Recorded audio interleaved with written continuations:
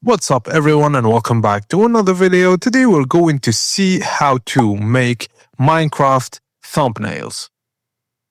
Firstly, you need to think about your video topic. Let's play, build showcase, redstone, etc. Then choose the main focus, which is the character and building, mob or action scene.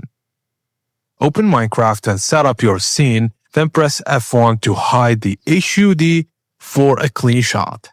Press F2 to take a screenshot, then save the screenshot in the folder for editing. Now, to use a thumbnail editor, popular free editors are Canva, Photoshop, or GIMP. Import your screenshot, add extra elements, custom mods, weapons, and action effects. Also use bold, clear fonts to add text, and highlight the video topic. Add outline or shadow to make the text readable over the background. Now adjust brightness, contrast, and saturation, and use filters or lightning effect. Keep the image 1920x